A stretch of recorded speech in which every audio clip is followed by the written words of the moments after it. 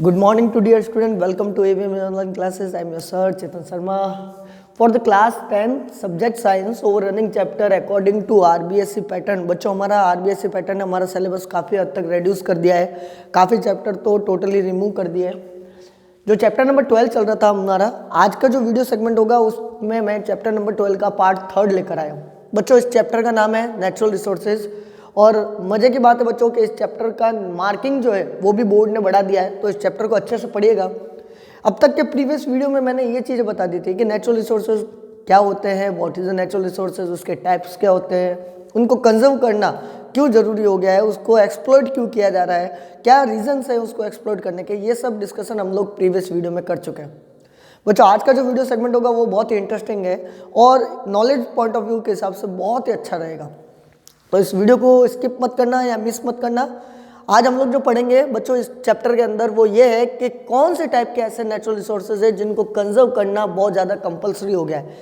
Those natural resources which we must be conserve in the nature, जिनको आज present time में बहुत ज़्यादा खतरा है और वो बहुत ही ज़्यादा डेंजरस कंडीशन से गुजर रहे हैं और उनको बचाना बहुत ही ज़्यादा एसेंशियल है।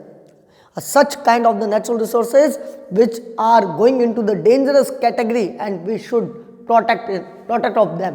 हम लोगों को उनको बचाना भी बहुत ज़्यादा जरूरी है। तो वो कौन कौन से हो गए देखो बच्चों, फॉरेस्ट बोल दीजिए, अल्टीमेटली आप लोग बायोडाइवर्सिटी बोल दीजिए।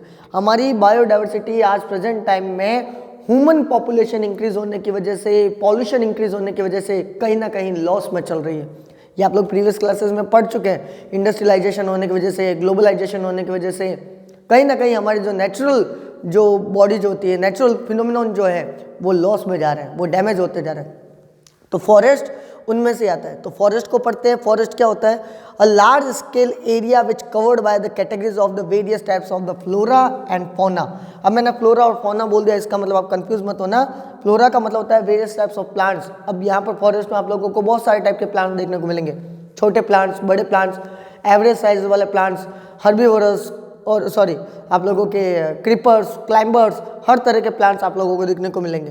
तो प्लांट्स की कैटेगरी मिलेगी, साथ में आप लोगों को फॉरेस्ट में एनिमल की कैटेगरी भी मिलेगी।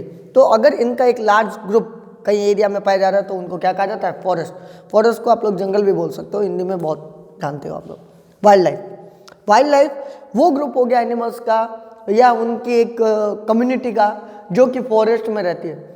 फॉरेस्ट में वो नेचुरल इन्वायरमेंट में अगर वो रह रही है और वो सर्वाइव कर रही है, कहीं ना कहीं ह्यूमन थ्रेटनिंग की वजह से या ह्यूमन अपने पर्पस की वजह से या अपने ओन बेनिफिशियल की वजह से उनको थ्रेटनिंग कर रहा है। थ्रेटनिंग का मतलब होता है उनका वो मिसयूज़ कर रहा है या उनको किलिंग कर रहा है, उनका पोचिंग कर रहा है, तो वो चीज़ अपन लोगों को सेव करनी है। यानी वो किस में आएगी? Wild life. हम लोगों को इनडायरेक्टली मैं आप लोगों को बताना चाहूँगा, हम लोगों को जो जैविक जीव जंतु होते हैं, जो जीव जंतु जो जंगलों में घूमते हैं, उनको बचाना है। थर्ड में water as we know very well, water आज के टाइम में बहुत ज़्यादा एसेंशियल बनता जा रहा है। क्यों? एक तो वाटर का जो अमाउंट जो है, जो पहले जितना अमाउंट हुआ करता था उसके कंपेयर में वाटर बहुत ज़्यादा कम है। नेचुरली थिंग्स है और इसको नेशनल प्रॉपर्टी भी डिक्लेयर कर दिया गया है अब तो, ठीक है ना।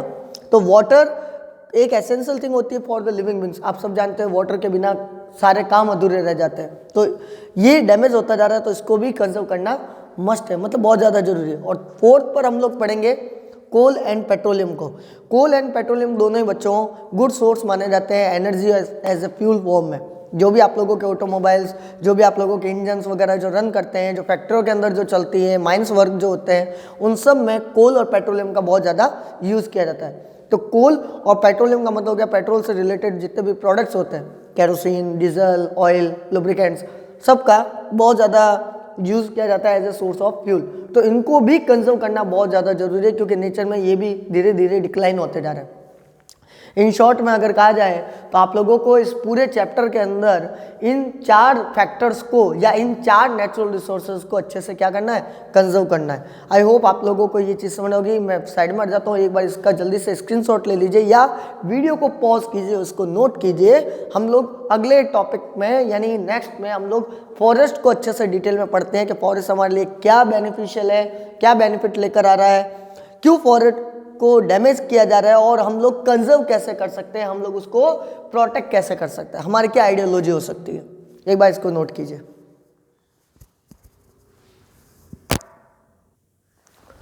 ओके डियर स्टूडेंट, अब हम लोग जो फॉरेस्ट, जो पहला मैंने आपको बताया था natural resources which we want to conserve, first हम लोग उसके पढ़ते हैं एडवांटेज। फॉरेस्ट हम लोगों के लिए क्या बेनिफिशियल है, फॉरेस्ट हमारे लिए ऐसा क्या है जो हम लोग फॉरेस्ट को कंजर्व कर रहे हैं, हम लोगों को क्या चीज़ें प्रोवाइड कर रहे हैं। तो बच्चों, आप लोगों ने काफ़ी हद तक तो फॉरेस्ट के बारे में पढ़ रखा ही है। हम लोगों को रियल वे में फॉरेस्ट से बहुत सारी चीज़ें मिलती हैं।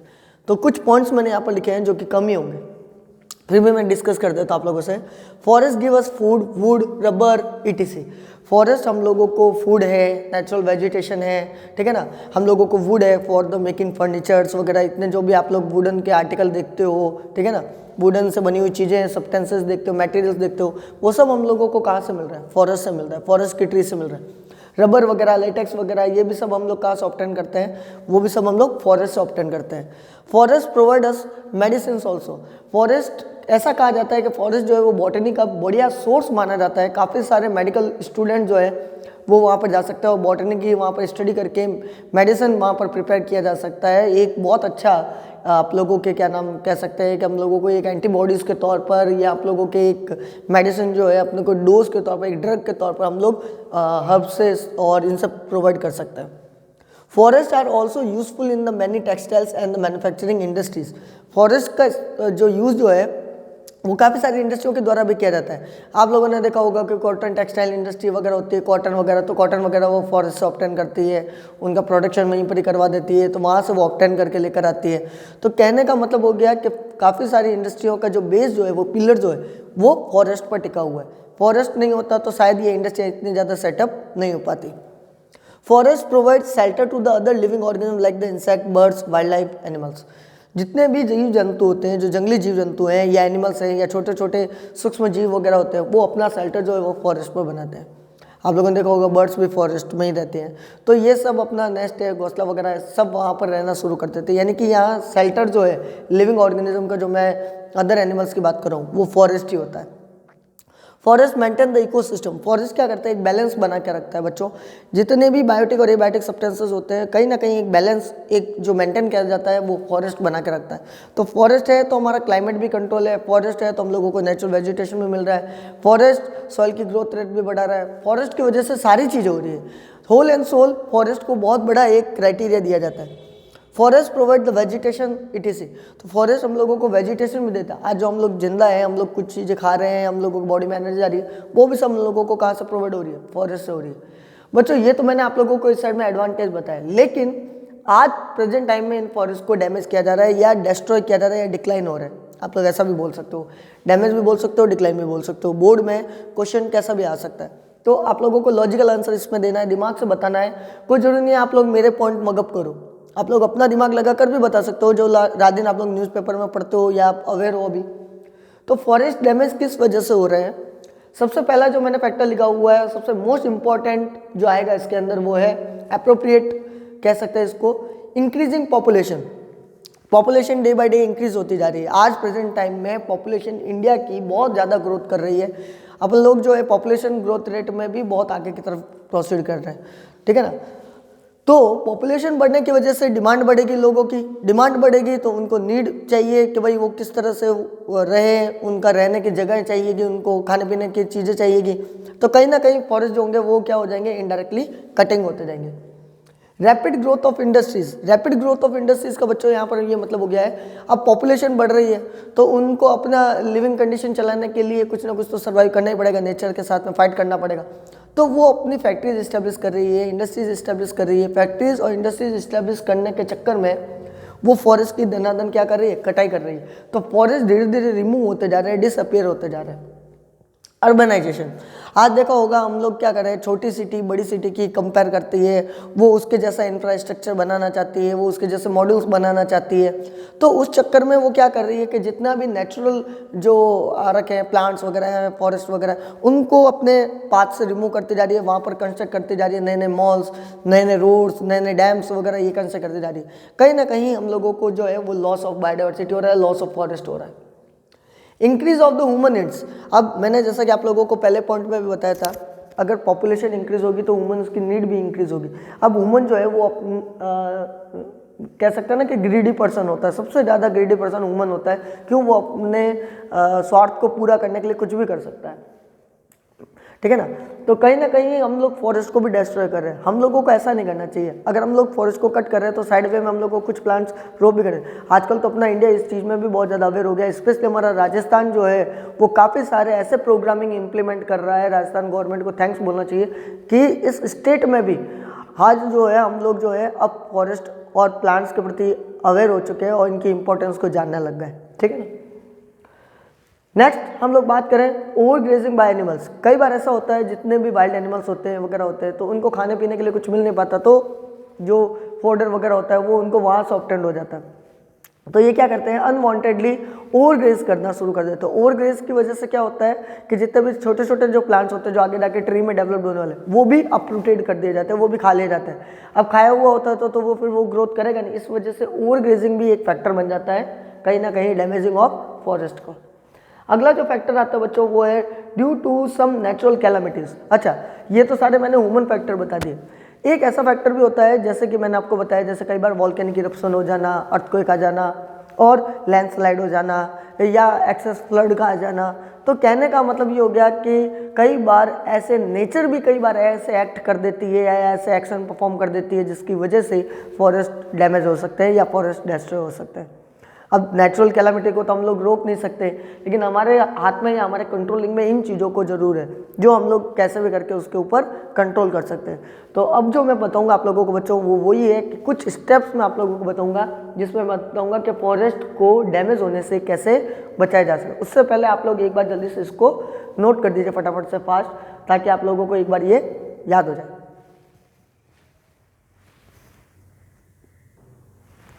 ओके बच्चों, अब जो मैंने आपको बताए थे कुछ रीजंस मैंने आपको बताए थे कि क्या, पहले मैंने एडवांटेज बता दिए थे फॉरेस्ट हम लोगों के कैसे बेनिफिशियल होता है। फिर मैंने आप लोगों को बच्चों ये भी बताया था कि कौन से रीजंस हैं जो कि फॉरेस्ट को डिस्ट्रॉय कर रहे हैं या डिफॉरेस्ट कर रहे हैं। अब यहाँ पर अपन लोग पढ़ेंगे steps for the forest conservation, यानी हम लोग ऐसे कौन सा आइडियोलॉजी हम लोग लगा सकते हैं जिसकी वजह से हमारे जो फॉरेस्ट है इतने इंपॉर्टेंट है वो बच सके। तो हम लोग अपनी आइडियोलॉजी लगाते हैं। देखो क्या पर यहाँ पर अपने कुछ पॉइंट्स मैंने मेंशन किए हुए हैं, जरूरी नहीं है, अगेन मैं आप लोगों को बोल रहा हूँ ये चैप्टर सिर्फ आप लोगों की नॉलेज पर है। तो आप लोग जरूरी नहीं है सिर्फ मेरे पॉइंट मगअप कीजिए, आप लोग अपने बना कर भी कीजिए, खुद से नोट्स बनाइए, बहुत अच्छा रहेगा। मैं आपको बेसिक आइडिया जरूर दे रहा हूँ। Forest should be cut only to the nutritional limits. देखो पहला ही पॉइंट अच्छे से समझना, पहला स्टेप क्या है, पहला स्टेप ये है, जरूरी नहीं आप लोग इसको स्टेप बाय स्टेप फॉलो करो, आप अप एंड डाउन कर सकते हो। मैं आप लोगों को सिर्फ मेथड्स बता रहा हूँ, है ना, फॉरेस्ट को कंजर्व करने के कुछ मेथड्स बता रहा हूँ। तो सबसे पहला मेथड क्या है कि forest should be cut only to the nutritional limit. उतना ही लिमिट में आप लोग कट कीजिए जितनी आप लोगों को रिक्वायरमेंट है। क्या होता है कई बार अननेसेसरी वे में भी फॉरेस्ट को कट कर देते हैं, फिर पता चलता है अरे यार इसकी तो नहीं, इसको तो फालतू ही काट दिया, है ना।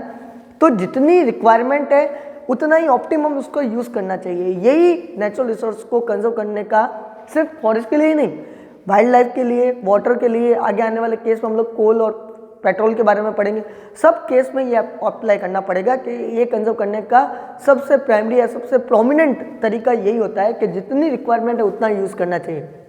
अब बच्चों इसको मैंने थोड़ा सा और इसका लिटरली मीन्स करके बताया। It means number of cutting plants, जितना आप लोगों ने प्लांट कट किया है it always equal to the number of new planting plants. New planting का मतलब क्या है, जितना आप लोगों ने कट कर रहे हो, सपोज करो एक आप लोगों के पास में फील्ड पड़ा है और आप लोगों ने फॉरेस्ट को कट किया, कोई दिक्कत नहीं है, कट कर दिया, लेकिन जितना कट किया, 4 कट किए तो 4 वापस से नए उगाओ, तो ये दोनों रेशियो इक्वल होना चाहिए। ठीक है जी, चलिए।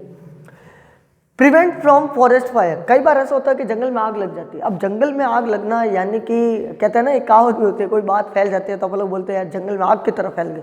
तो जंगल में आग लगना यानी फॉरेस्ट में अगर फायर अगर स्प्रेड हो रही है तो ये बात समझ के चलो कि काफ़ी सारा डैमेज होगा। क्यों? क्योंकि सारे ट्रीज एक दूसरे से कनेक्टिविटी में है, सारे डेंस है, तो डेंस होने की वजह से वो एक से दूसरे में कैचअप करेंगे, ये आगे की तरफ फॉलो हो जाएगी। तो उसको अपन लोगों को रोकना है। अगर कहीं पर भी आप लोगों को ऐसा सिचुएशन दिख जाए तो तुरंत उसके ऊपर प्रिवेंशन लेकर आओ, तुरंत उसको कंट्रोल करने की कोशिश करो। ठीक है ना, ये अपनी एक मोरल ड्यूटी भी बन जाती है। अगला है agriculture for the eradication of the forest land and the zoom farming. देखो बच्चों, सबसे मेन चीज आ गई agriculture for the eradication of the forest. कभी भी एग्रीकल्चर के लिए खेती बाड़ी के लिए, फार्मिंग के लिए आप लोग फॉरेस्ट को इरेडिकेट करो, यानी उसका रिमूव करो, फॉरेस्ट को कट करके फिर वहाँ एग्रीकल्चर करो, तो ये तो इसमें तो कोई स्मार्टनेस नहीं हुई। फॉरेस्ट अपनी जगह पर है, आपको एग्रीकल्चरिंग करनी है तो ओपन स्पेस में कीजिए, खुले स्पेस में कीजिए। फॉरेस्ट जहाँ पर ऑलरेडी अवेलेबल है, वहाँ पर बड़े बड़े ट्रीज अवेलेबल, उनको कट करके फिर आप लोग एग्रीकल्चरिंग कर रहे हो तो इसमें तो कोई एक चीज़ लॉजिक नहीं बैठा। तो आप लोगों को क्या कर देना है, उन जगहों पर एग्रीकल्चर को नहीं यूज़ करना है। एंड सबसे मेन चीज़ आ गई कि जो जूम फार्मिंग होती है, जूम फार्मिंग एक्चुअली एक मेथड होता है जूम फार्मिंग। जूम फार्मिंग में आप लोगों के ये चीज़ आएगी, क्या होता है जूम फार्मिंग, कई बार क्वेश्चन पूछ लेते हैं, तो जूम फार्मिंग में आप लोगों को बता देता हूँ। जूम फार्मिंग में क्या किया जाता है बच्चों, कि इस तरह का एक फील्ड होता है, अब फार्मर क्या करते हैं कि ये जो प्लांट्स होते हैं, इन प्लांट्स को क्या कर देते हैं, वो जो पहले तो जो मेन चीज़ें थी सीरियल्स वगैरह उनको तो निकाल दिए, अब पीछे जो ये बच जाते हैं उनको कट करके उनको बर्न कर देते हैं। उनको क्या कर देते हैं, कट आप हार्वेस्ट करने के बाद में उनको बर्न कर देते हैं, और बर्न करने के बाद में जो उनकी जो ऐश बनती है, ऐश जो राख बनेगी, जो पीछे का रेजिड्यू बचेगा, जो ऐश होगी वो इस पूरे फील्ड में वो क्या कर देते हैं, स्प्रेड कर देते हैं। इस ऐश को पूरे इस फील्ड में स्प्रेड कर दिया जाता है, फैला दिया जाता है। इस स्प्रेडिंग करने से ऐसे सॉइल की फर्टिलिटी बढ़ जाती है, सॉइल की फर्टिलिटी क्या हो जाएगी, बढ़ जाएगी। तो एक तरह से तो बेनिफिशियल है, सॉइल की फर्टिलिटी बढ़ रही है, लेकिन ये ओनली फॉर एप्लीकेबल रहेगी, यानी कि ये लैंड में सॉइल की फर्टिलिटी रिटेन रहती है ओनली फॉर 2-3 ईयर्स। 2-3 ईयर्स बाद में जैसे ये सॉइल की फर्टिलिटी लेस होना शुरू हुई, ये लैंड किसी काम की नहीं, अब फार्मर नई लैंड को तलाशेगा। इस तरह से तो वो लैंड को डिस्ट्रॉय कर रहा है, खराब कर रहा है। तो जूम फार्मिंग बेटर हुई या हार्मफुल हुई, जूम फार्मिंग हार्मफुल हो गई, तो इसलिए इनको बैन करना चाहिए, जूम फार्मिंग करनी नहीं चाहिए, ठीक है। पहले तो नॉर्थ इंडिया में ये सबसे ज़्यादा चलता था जूम फार्मिंग का, अब तो बहुत कम हो गया है। Should be banned for the agriculture development. अगला है टू प्रिवेंट डिफॉरेस्टेशन। पेड़ों की जो इंडस्ट्री वगैरह जो हो रही है, जो ग्रोथ कर रही है, या जो अर्बनाइजेशन हो रहा है, वो क्या कर रहा है, पेड़ों की धनाधन कटाई कर रहा है। उनके ऊपर एक थोड़ा सा स्ट्रिक्टली रूल लगाना चाहिए, प्रिवेंट करना चाहिए डिफॉरेस्टेशन को। अगला है promotion of the social forestry. ये बहुत अच्छी चीज़ है। देखो अपनी एक नेशनल स्कीम चली थी, पॉलिसी चली थी, उसमें सोशल फॉरेस्ट्री को बहुत ज़्यादा एक हाईलाइट किया गया था। सोशल फॉरेस्ट्री का मतलब क्या होता है, सोशल फॉरेस्ट्री को प्रमोट भी किया गया। सोशल फॉरेस्ट्री में क्या होता है बच्चों, देखो 3 तरह के प्रोसीजर कर सकते हैं। देखो नाम से पता चल रहा है सोशल फॉरेस्ट्री, यानी एक सोसाइटी खुद मिलकर फॉरेस्ट का टेक केयरिंग कर रही है या उनका केयर टेकर बनी हुई है, एक खुद सोसाइटी या सोशल कम्युनिटी। तो यहाँ पर क्या किया जा सकता है, इसको 3 मेथड है। पहला मेथड मैंने लिखा हुआ है agro plus forestry. Agro plus forestry का मतलब क्या हो गया, आप एग्रीकल्चरिंग भी करो, आपके पास में लैंड पड़ी तो एक साइड में एग्रीकल्चरिंग करो, वही साइड में आप लोग ट्री भी लगा दो, तो आप लोगों को शेड भी मिल जाएगा, उसको प्रोटेक्शन भी मिल जाएगा और सारा काम होता रहेगा। तो एक लैंड पर मिक्स में कर दिया एग्रीकल्चर प्लस फॉरेस्ट्री, एक तो ये हो गया। दूसरा ये हो जाएगा कि भाई प्लांटेशन बाय द विलेजर्स। क्या होता है, कई बार गांव के लोग जो होते हैं ना, वो बहुत ज़्यादा एक्टिव होते हैं, वो नेचुरल चीज़ों के लिए बहुत ज़्यादा अवेयर होते हैं, उनको पता है इनकी इंपॉर्टेंस क्या है, इनकी वैल्यू क्या है। तो विलेजर्स क्या करते हैं, जो भी पब्लिक एरियाज होते हैं उसके आसपास में प्लांटेशन करना शुरू कर देते हैं, पौधे वगैरह लगाना शुरू कर देते हैं। आजकल तो गवर्नमेंट स्कूलों में बहुत ज़्यादा काम होता है, मैं गवर्नमेंट टीचर्स को बहुत दाद दूंगा, वो अपना इंपॉर्टेंट टाइम एजुकेशन के अलावा, इतना ज़्यादा लोड होने के अलावा भी वो निकालते हैं, ठीक है ना, और फिर वो जाकर क्या करते हैं, प्लांट वगैरह उगाते हैं और अपने इस स्कूल को, अपने इस माहौल को, अपने वातावरण को बहुत ही उत्तम बना देते हैं। तो उनके लिए भी एक बार मेरे हिसाब से उनको भी एक बार बहुत ज़्यादा चीयरशिप मिलनी चाहिए, उनको भी बहुत ज़्यादा हम लोग अप्रिशिएट करना चाहिए, बहुत अच्छा काम करते हैं वो लोग। Forest department should plant trees. Forest department, तीसरा जो होता है कि फॉरेस्ट डिपार्टमेंट खुद बहुत ज़्यादा एग्रेसिव होकर काम करे, खुद आकर काम करे। फॉरेस्ट डिपार्टमेंट खुद अगर प्लांटेशन करेगा ट्री वगैरह का, तो उनको देख के दूसरे और भी करेंगे। अगर आप एक अच्छा काम करोगे ना, तो आपको देखकर 10 और जिन्हें और अच्छा काम करेंगे। अगला है the rule for the forest conservation follow strictly. देखो गवर्नमेंट की तरफ से, हमारी सरकार की तरफ से, चाहे सेंट्रल गवर्नमेंट हो, चाहे स्टेट गवर्नमेंट हो, चाहे हमारी लोकल सेल्फ गवर्नमेंट हो, गवर्नमेंट हमारे लिए कुछ रूल्स बनाती है तो वो हमारे बेनिफिशियल के लिए बनाती है। उन रूल्स को फॉलो करना भी बहुत ज़्यादा जरूरी है। क्या करते हैं लोग, रूल्स को ब्रेक कर देते हैं, ऐसा नहीं करना चाहिए। हम लोग लिटरेट हैं, हम लोग पढ़े लिखे हैं, एजुकेटेड चीज़ जो होगी वो हमेशा ये चीज़ लेकर आएगी कि हम लोग बेटर क्या कर सकते हैं। हमारे लिए कोशिश ये रहनी चाहिए कि हम लोग बेस्ट देने की कोशिश करें, उसको इम्प्लीमेंट करने की कोशिश करें। तो जितने भी रूल्स बने उसको स्ट्रिक्टली फॉलो होना चाहिए, गवर्नमेंट खुद भी इसमें स्ट्रिक्टली फॉलो करवाए। अगला आता है पब्लिक अवेयरनेस। कुछ ऐसे देखो आप लोगों को पता हो तो इंडिया में ही मैं आप लोगों को बात बताऊं तो कुछ ऐसे मूवमेंट भी हो रखे हैं, जैसे चिपको मूवमेंट आप लोगों ने सुना था, अमृता देवी वाला, ठीक है ना, एपिक मूवमेंट हुआ है। तो ये कुछ ऐसे मूवमेंट हुए हैं जिससे ये पता चलता है कि लोग अपनी जान तक गंवा देते थे, अपनी प्राणों का बलिदान तक कर देते थे प्लांट को बचाने के लिए, एनिमल्स को बचाने के लिए, ठीक है ना। तो कहीं ना कहीं हम लोगों के अभी भी दिलों में प्लांट्स के लिए, पौधों के लिए बहुत ज़्यादा मतलब एक कह सकते हैं ना रिलीजियसली मैटर अभी भी बसा हुआ है। उनको हम लोग पॉइस्ट मानते हैं, बहुत ही पवित्र मानते हैं प्लांट्स वगैरह को, उनको इंपॉर्टेंस देते हैं। तो ऐसे ही पब्लिकली आप लोगों को सबको अवेयर करवाना है कि प्लांट्स बहुत ज़्यादा न्यूट्रिशनल वैल्यू वाले हैं, उनको कट मत कीजिए, उनको अवेयर करवाइए। पढ़ लिख कर जो अनपढ़ हैं बेचारे उनको भी आप लोग समझाइए, ठीक है ना। ओके बच्चों, तो इस तरह से हमारा फॉरेस्ट वाला तो कंप्लीट होता है। नेक्स्ट वीडियो जब मेरा आएगा तो कल के वीडियो में हम लोग क्या पढ़ेंगे, फॉरेस्ट के बाद में हम लोग दूसरा पढ़ेंगे जो मैंने आपको बताया था वाइल्ड लाइफ के बारे में। ओके बच्चों, आई होप आप लोगों को सारी चीज़ समझ आएगी। अगेन मैं बता देता हूँ, इंपॉर्टेंस सोशल फॉरेस्ट्री होता है और एक जूम फार्मिंग होता है इसके अंदर, तो आप लोगों को मालूम। एक पॉइंट और मैं मिसिंग हो गया, वो भी मैं आप लोगों को बता देता हूँ। कई बार आप लोगों को पूछ ले कि फॉरेस्ट का कंजर्वेशन करने का मेन ऑब्जेक्टिव क्या होता है, तो मेन ऑब्जेक्टिव आप लोग ध्यान रखना, इसके पीछे मेन पर्पज़ क्या है, मेन एजेंडा क्या है। तो मेन एजेंडा जो होता है फॉरेस्ट को कंजर्व करने का वो यही है, to try protect over biodiversity. हम लोग अपनी बायोडाइवर्सिटी को कंजर्व और प्रोटेक्ट करने के लिए ही फॉरेस्ट को कंजर्व कर रहे हैं, ताकि आगे आने वाले टाइम में फ्यूचर बेनिफिशियल बना रहे, आगे आने वाली जनरेशन को, फ्यूचर वाली जनरेशन को इनके बेनिफिट मिलते रहे। ओके बच्चों, आई होप आपका वीडियो कंप्लीट होता है आज के टाइम में, आप लोगों को समझ में भी आएगा। नहीं समझ आया तो शुरुआत से एक बार रिवाइंड करके देखना, स्किप मत करना, स्किप करके देखोगे तो टॉपिक शायद मिस हो सकता है। ओके बच्चों, थैंक यू।